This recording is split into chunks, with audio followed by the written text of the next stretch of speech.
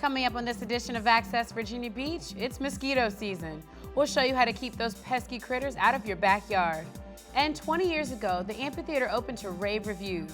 We celebrate the success of this public-private partnership.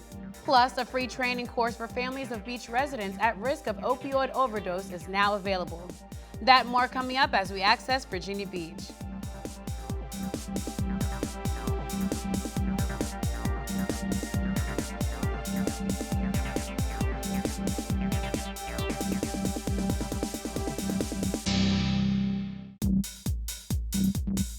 Hello and welcome to VBTV's Access Virginia Beach, a program that informs you of news and events from around our city and schools. I'm Stephanie Sutton. Thanks for joining us. Summer is almost here, but along with the warmer temperatures and relaxing beach days comes those pesky mosquitoes. The Mosquito Control Bureau has begun its summer attack on those flying nuisances. They also want to educate the public on how to prevent mosquito-borne illnesses.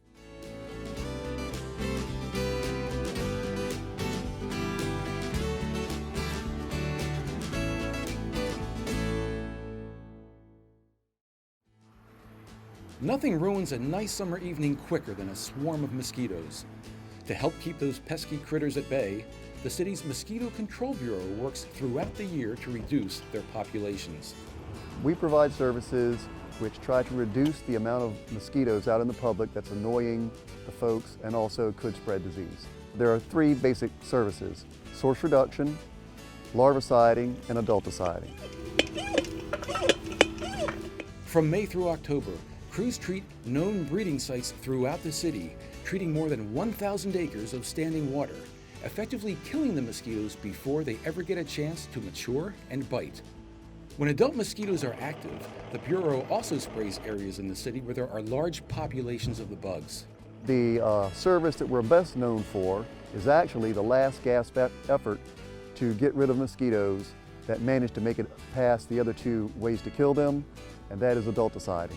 The spray trucks that go around at night spraying in neighborhoods that have a lot of mosquitoes to reduce the mosquito adult numbers. This is the most that mosquitoes we've had in a while upon all these catches because of all the rain that's been coming. The biology lab also plays an important role. They do the surveillance on adult mosquito populations. We have a number of different types of mosquito traps that we set out. And the interns and my assistants went out yesterday and set different routes with different types of traps. They went and picked up the traps this morning, brought the catches in. They anesthetized the mosquitoes.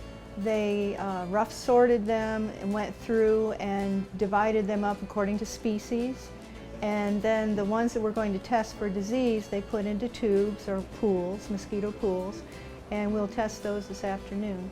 The information gathered from counting and testing the mosquitoes for diseases helps determine which neighborhoods will receive the nighttime spraying and where the problem areas lie.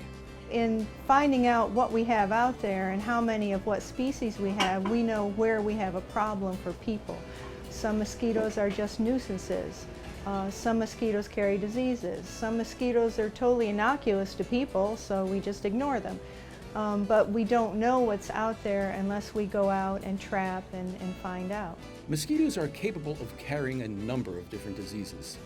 The ones most active around our area are West Nile virus and Eastern equine encephalitis. Citizens can also play a key part in mosquito control. Eliminate standing water and remove any containers where water collects. Also, clean out bird baths and gutters and use insect repellent. For more information or to request mosquito services, call 385-1470 or log on to vbgov.com/publicworks. A new virus on this year's watch list is the Zika virus. Officials are working closely with the Departments of Public Health and Public Works to monitor mosquito activities and keep the public informed. Remember, the most effective way to keep the Zika virus out of the resort city is to tip and toss standing water in all containers.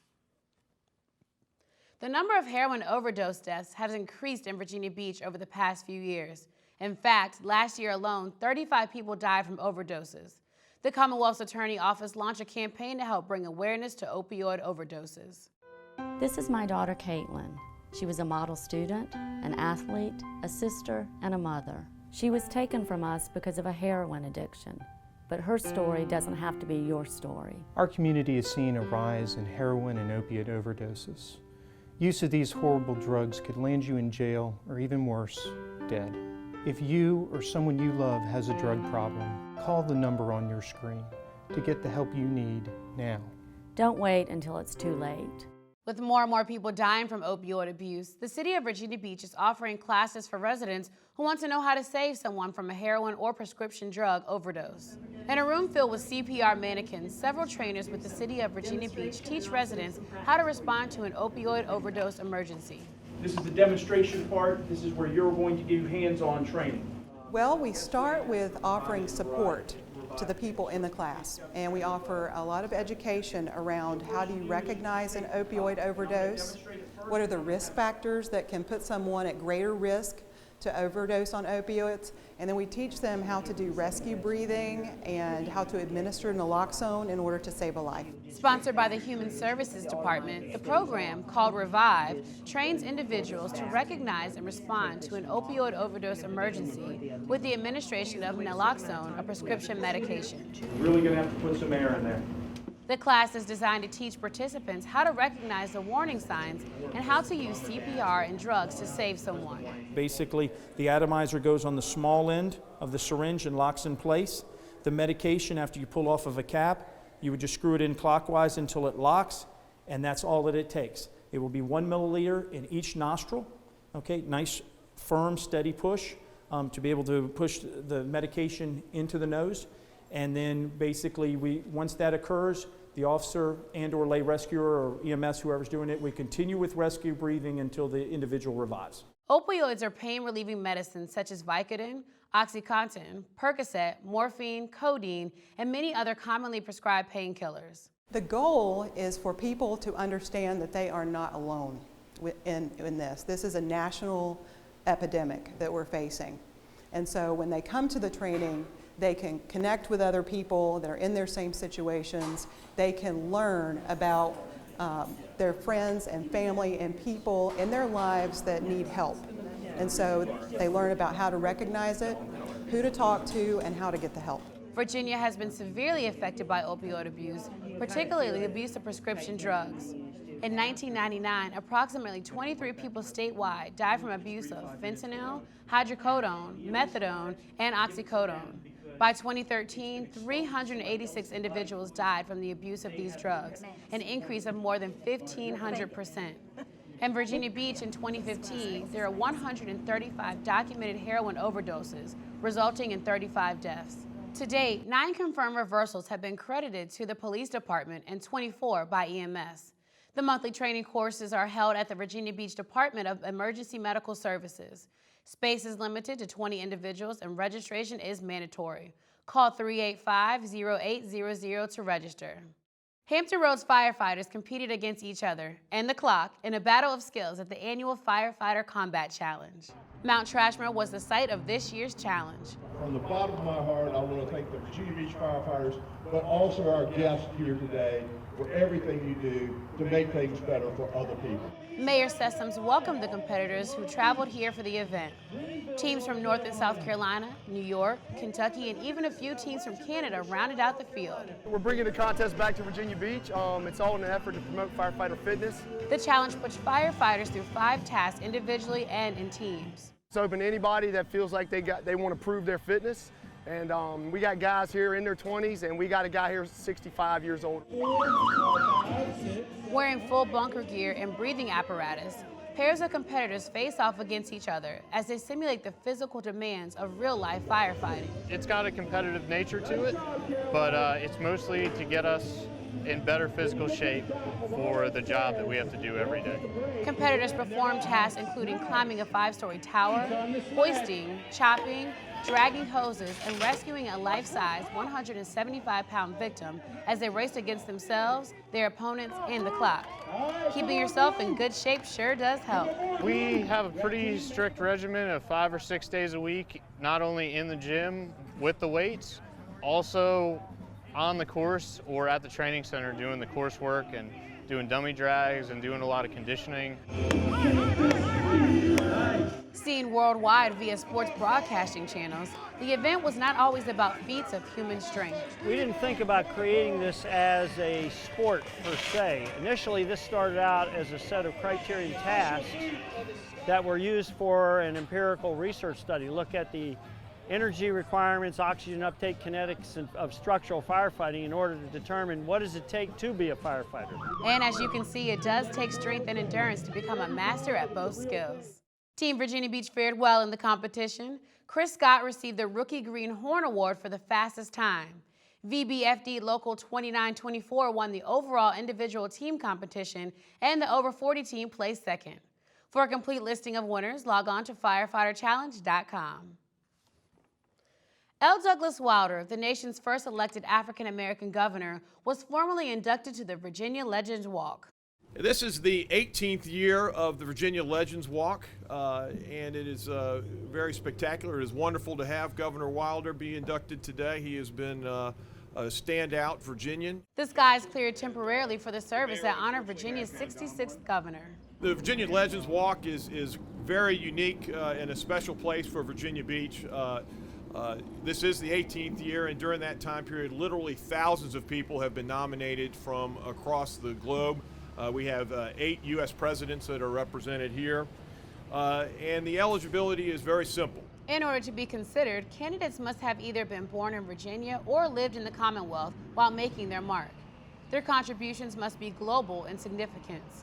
When you consider the high honor afforded me this morning of the numbers of persons involved in the selections made, one of the reasons I was impressed to the extent of wanting to be here is because, as you pointed out, it's not just some people saying, well, he's a nice guy, and let's do this for him.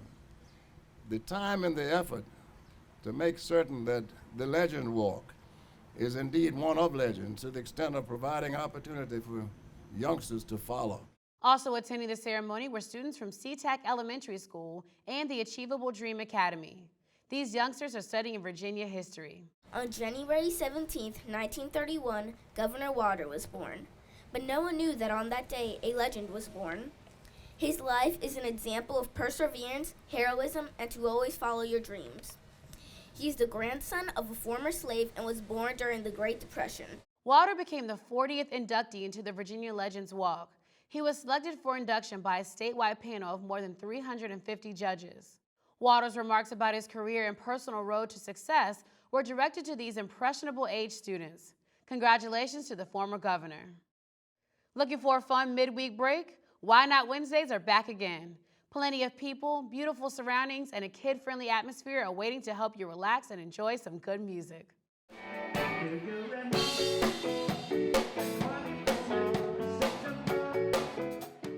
The 6th annual summer concert series once again returns every Wednesday evening in front of the Sandler Center at Town Center.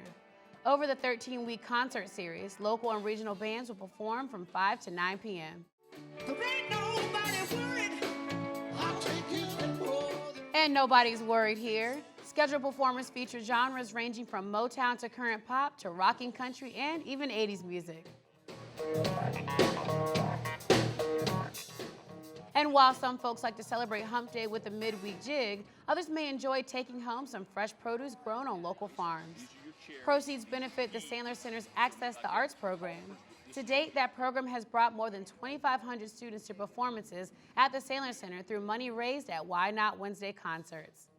The free summer concert series runs every Wednesday now through August 31st from 5 p.m. to 9 p.m. A variety of musical tastes are offered each week throughout the summer. For a listing of bands scheduled to perform, log on to the website listed below.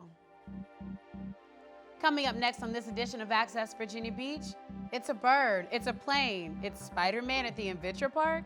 Stay tuned for some high-flying fun. And from superheroes to super teachers, find out why this 7th grade teacher was awarded the Virginia Lottery Super Teacher Award. We'll have that and more when we return.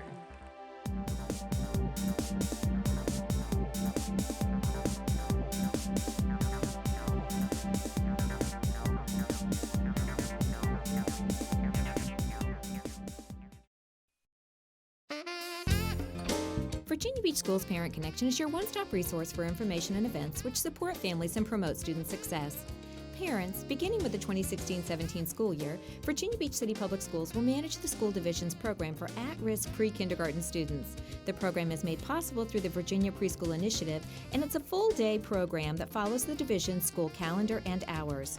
The pre-kindergarten program provides children age 4 or older on or before September 30th with purposeful learning experiences to prepare them for a successful transition to kindergarten. Through a developmentally appropriate hands-on curriculum, students will be engaged in learning literacy and numeracy that reinforces academic and social development with a focus on phonemic awareness, language enrichment, letters, sounds, decoding, and beginning reading and writing. The program develops students' communication, collaboration, and problem-solving skills and integrates technology to support learning. Parents should visit the VBCPS Parent Portal on the division's website to learn more about program eligibility, screenings, pre-kindergarten school sites, and to download the application. To learn more about important deadlines or to see a complete calendar of Parent Connection events, visit vbschools.com and click on the Parent tab at the top of the page.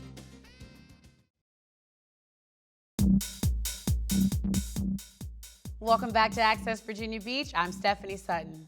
20 years ago, the Amphitheater opened to rave reviews. Virginia Beach's first public-private partnership still draws big acts, big crowds, and is paid for itself 2.5 times over. Let's take a look at the history behind the successful partnership.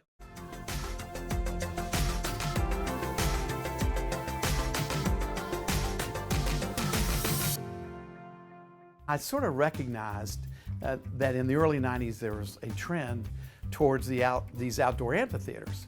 And the reason for that is all the baby boomers were getting older and they weren't necessarily going to arenas because there are new rock bands playing arenas. But the baby boomers wanted to be outside and they wanted to have a beer and they wanted to be in a different environment than a hockey or a basketball arena. The hardest part of the project was getting them to understand the concept. These were somewhat new and unique at the time, and it took a while for people to get to understand what the venue would be.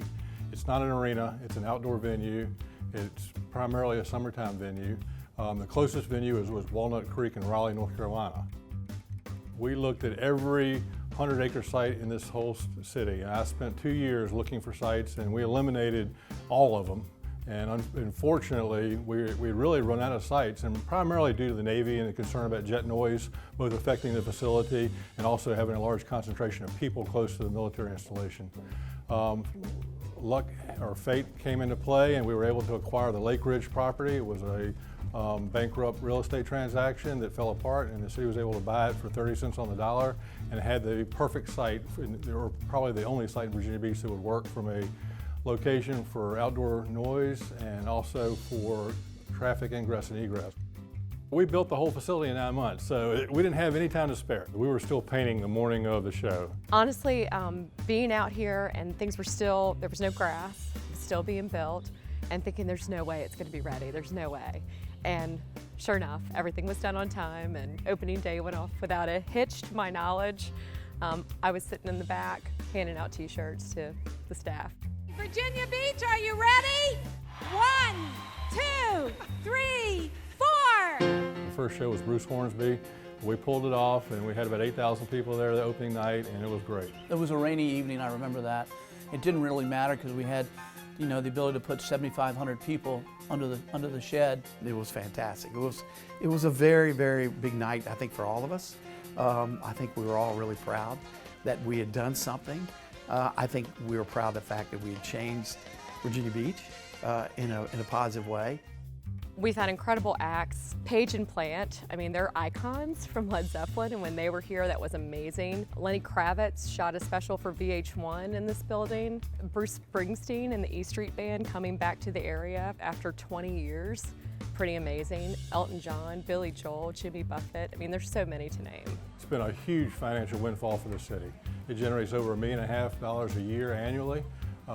To date, it's over $25 million to the city coffers, and that helps support schools and roads and police, and has exceeded everyone's expectations as far as how well it's been received in our community. We've done over 5 million people through the doors, which is really an amazing number when you think about that. It's really creating memories. The fans that come here, people that it was their first concert, people still talk about the first show they've ever seen. So it's the memories, it's the legacy. It's a facility that's been there for 20 years and hopefully will be there for another 20 years. And it will continue to bring all the national and international artists to Virginia Beach. Will continue to be a major draw for both our citizens and our tourists, and will continue to generate revenue for our community. But it's truly a gathering point that everyone is proud of and everyone feels part of.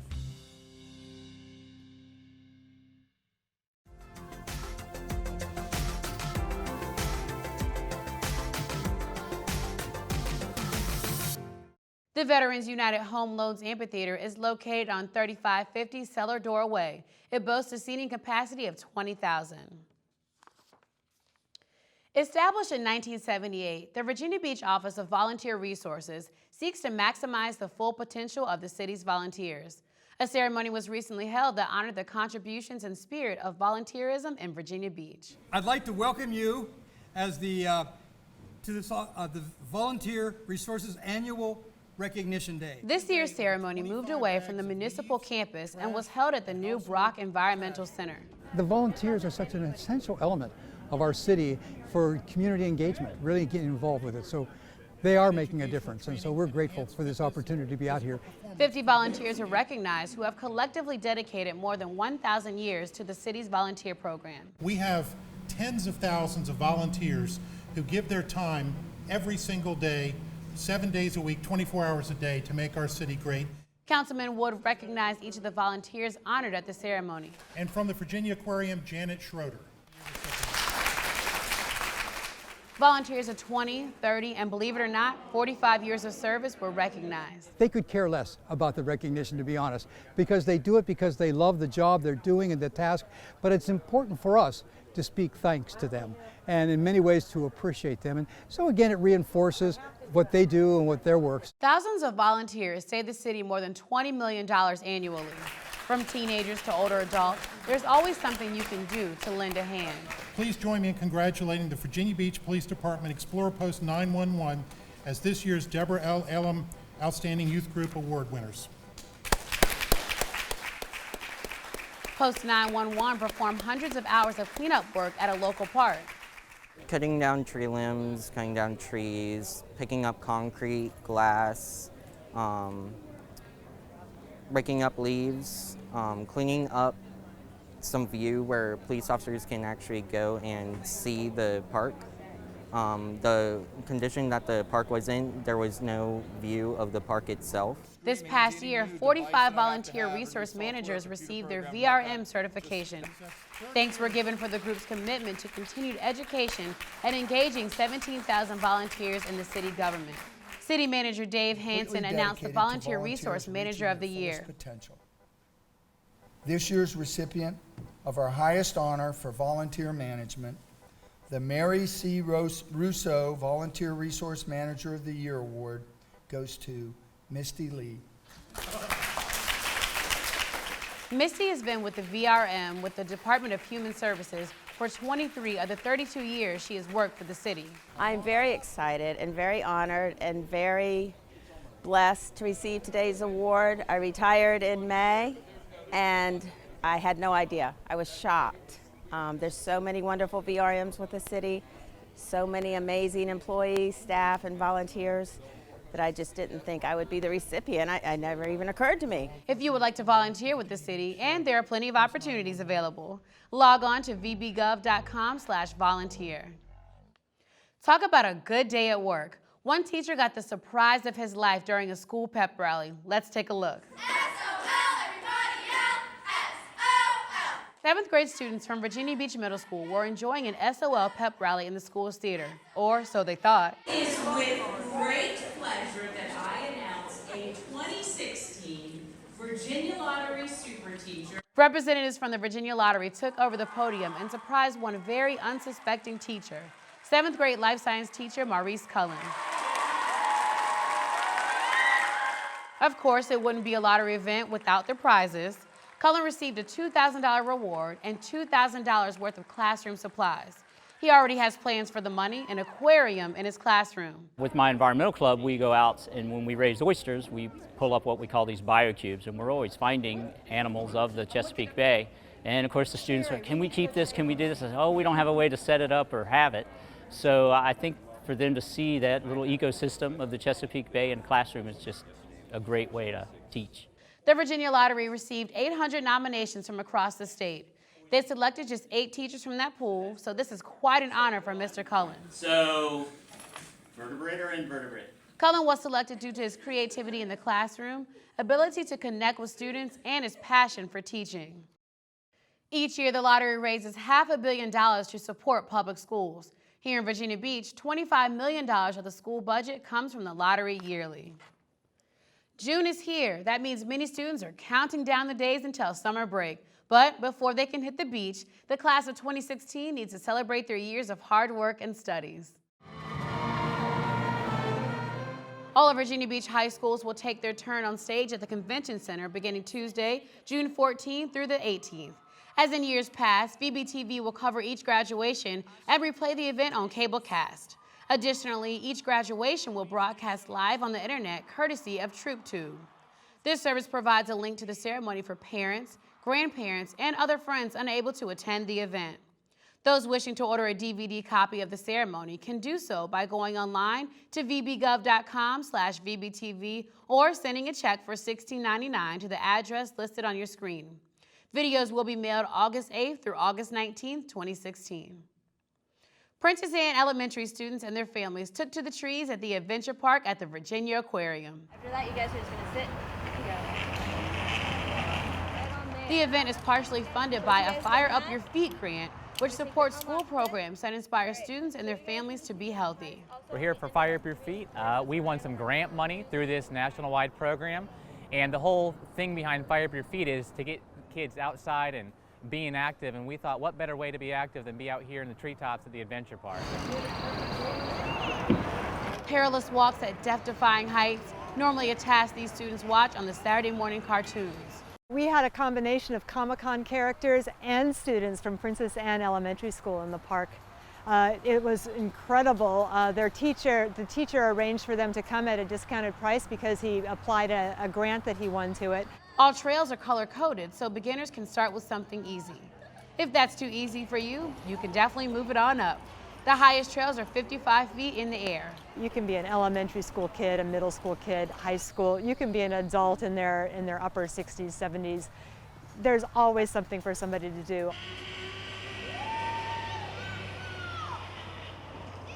Confidence soared in adults as they zipped through the trees with ease, but what challenges are the students up for?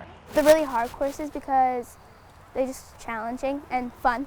They're really high, and I'm kind of nervous that I'm going to have to ask for help. Anna's nerves settled as she ventured through the trees. You get to be like up high in the courses, and it's really cool because you don't really get this opportunity a lot. This is the second year that students from PA have been invited for an after-school outing at the Adventure Park. About 300 students, family, and administrative staff swung through the trees both nights at the Adventure Park. Want to bring your class? Log on to climbvb.com for more details. And with that, we've come to the end of our show. But if you've missed something, you can view this program online. Log on to vbgov.com/media. Today, we depart with photos of a job club for the visually impaired held at Bayside Area and Special Services Library. Job clubbers worked in the library's computer lab, creating resumes and completing their master job applications to use in their job search, all aided by assisted software and library staff. Stop by to check out the wide variety of services offered at Bayside. For everyone here at VBTV, I'm Stephanie Sutton. Thanks for watching.